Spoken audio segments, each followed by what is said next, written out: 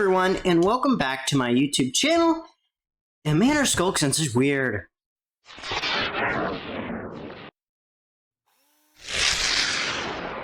Yeah, so we're going to be talking a little bit more about skulk sensors, and one of the reasons that I've realized I'm having so much difficulty coming up with new ideas. So right here is a new experimental intersection that I was messing with, as well as a new experimental 4-bit transmitter. As you know, I had a one-way 4-bit transmitter that's actually currently my most popular video, but I realized it was one-way, so not as useful, right? Well, I decided to make this two-way version, and it works. But what you'll see here is there are these purple blocks. These are all sound canceling blocks. And when I was thinking more and more about this, I realized that honestly, there is no reason for me to make one. It's really all these terminals, right? It's all in the terminals because all this sound cancellation stuff is going to vary from intersection to intersection. Now, I might be able to design a universal intersection, but the problem is that you would probably want to use a odd-sized transmitter, which I guess I could actually design by adding a middle block here, and I'll tell you why that might be useful later on. And this was also a new idea that I came up with in the middle of recording, so that's why you won't see it. But why is it important to have such large terminals now? Because I've been advocating these tiny little terminals that I've been having in the last several SkulkNet videos.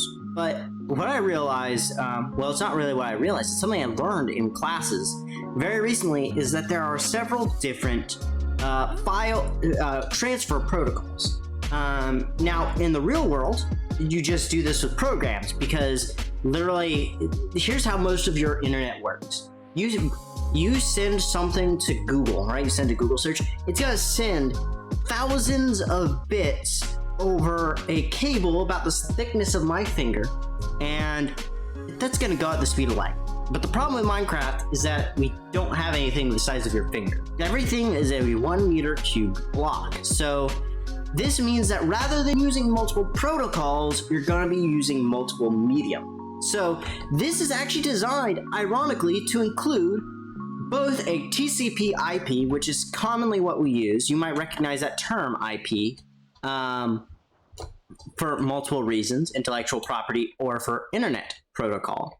Now you also will notice that this is blocked up, but also for FTP, which is file transfer protocol. This is when you want to send a large bulk of data, like a YouTube video. That's right, why it's so slow is because they actually use something completely different. They use a different protocol. And if you guys would like to look into that, most of these are based on IEEE standards, so you could probably find most of them on the IEEE website. I'm using class notes, so yeah, bet you didn't see that one coming. I don't know what I'm doing, and I'm just using my class notes to make YouTube videos. That sounds so terrible when I say it out loud. So this is the simple intersection. So what we're gonna do for the rest of the video is we're gonna start by, I'm gonna show you how to build these terminals, and then I'm gonna show you guys why this is useful as compared to my other ones where I was having more difficulties. First, you're gonna wanna build up around, I would just say a couple blocks up in the air. If you're doing this in creative, obviously if you're doing this in survival, it doesn't really matter.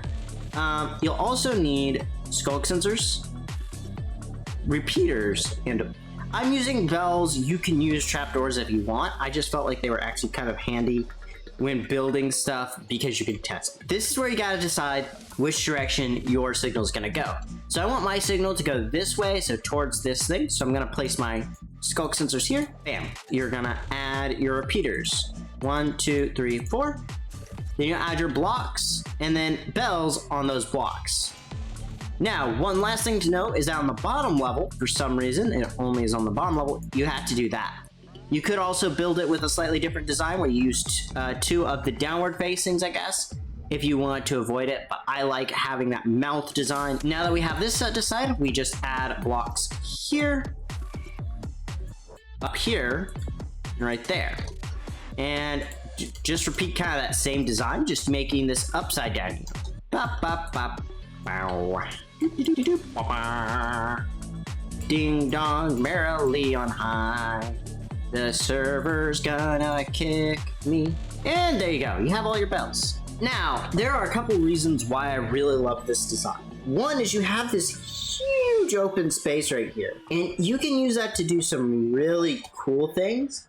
So for instance, with this, you could add a white line here, and then let's just get some of these, and a minecart, and a lever. I'm loving this whole new thing. I haven't built this, FYI, and there will be some extra things that we'll add, so just as a note. Okay, and boop, and beep, and then whee!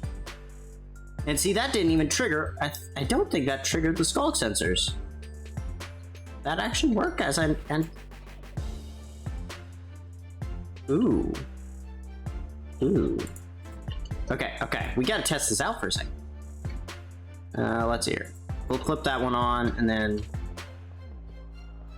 okay. Oh, this adds a whole new layer to the ballgame. Because I was afraid that was going to activate that, so you didn't have to worry about the second feature, which I'm going to show, which is basically blocking transmission from this top side, which is super simple. You could do it actually in a couple really cool ways. One I have over in this intersection where it kind of intersects and goes through this little port here. I just spent like 10-15 minutes trying to figure out a good design, and then I realized I could just add a redstone line on top. So this is a way to lock this from sending any signals. Why would this be useful? I don't know. Maybe you're sending a signal through a volatile region that really you're not designing like this with all the soundproofing, because you're like, I don't use this line often. Maybe like a UDP protocol. FYI, take notes. These will be down below. Do some Google searching. It's kind of fun. And I will be like talking about these more as we continue building SkulkNet. So this is a way of basically forcing all of these to stay on, preventing you from sending any signal that way at least. And then I'm just go like this and add a lever maybe right here. Now notice this will always send a 4-bit signal or an F. So fun fact is that actually a signal that is all Fs is translated as null.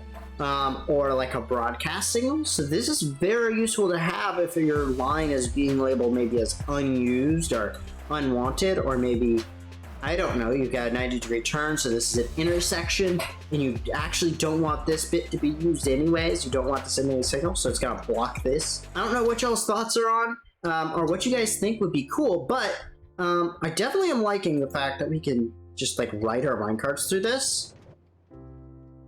Like, you guys don't realize, I've been thinking all day, prepping for this video, how would I handle that? And that's actually where this bit of the video came from. So, and I thought I had it planned out and it worked well, but then the idea struck here.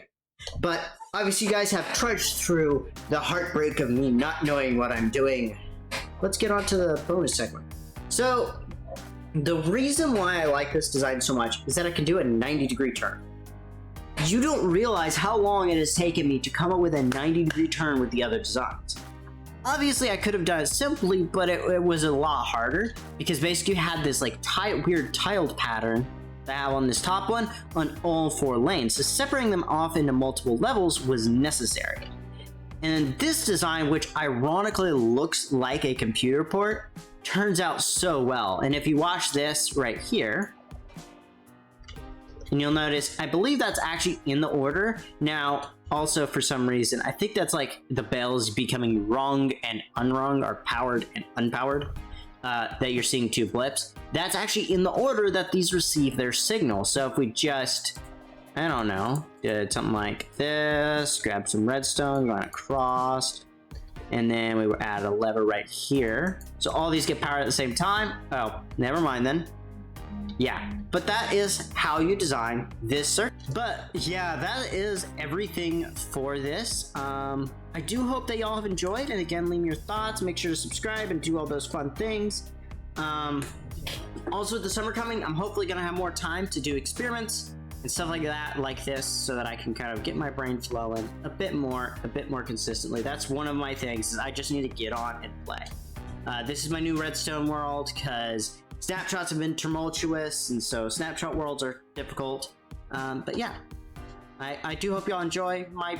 Keep your eye out for maybe some create content as well from this channel. If you like that stuff, maybe shoot me some things on the 2D flat. But nevertheless, this is Negative Light signing out, and God bless y'all.